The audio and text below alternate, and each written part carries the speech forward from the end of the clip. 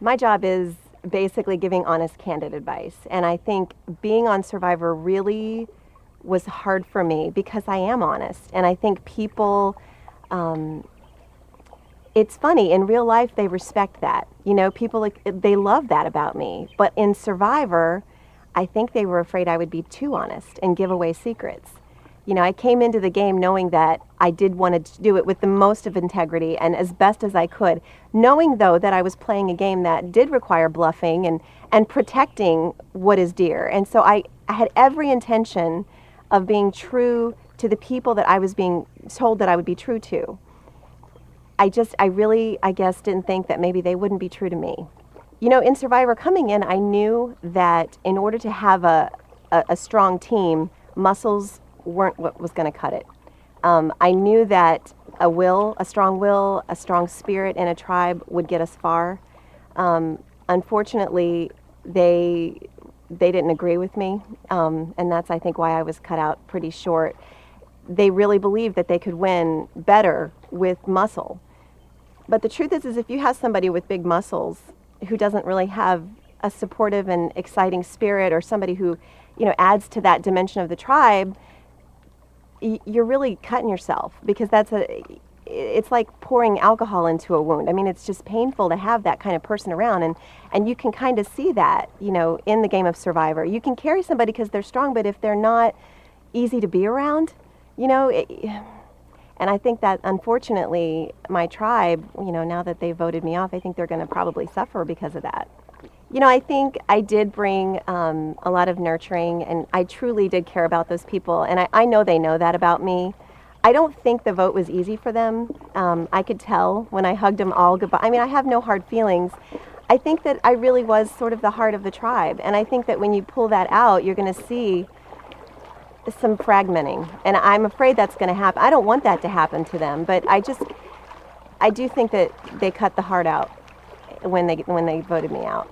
Okay, I'd be lying if I said there wasn't a part of me that just wants them to just fall completely apart. I think that's the human part of me that was kind of jaded, you know, by the vote. But then that mother part of me really wants them to get it together. I want them to start having some fun.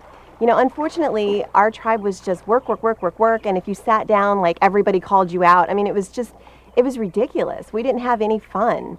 You know, initially I think we had the right idea, but then it just started to get really cutthroat.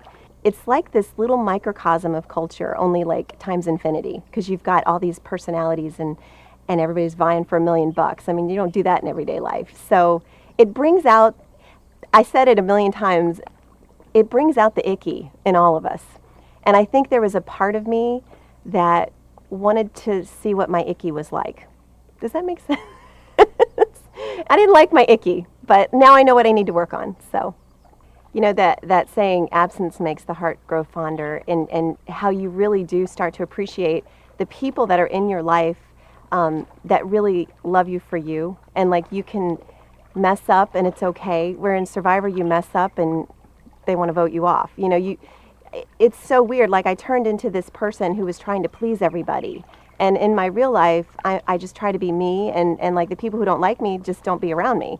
But in Survivor, it's so different, because you have to kind of become the person that these people want you to be. Otherwise, they vote you off. Obviously, I didn't do a very good job. I didn't last like I wanted to, but it's tough. It's a social game. You absolutely can overthink and strategize too much in Survivor, and I think when that happens is that 90% of the time when you're at camp, that you don't really see, and you don't realize when you're watching one episode, that's 3 days.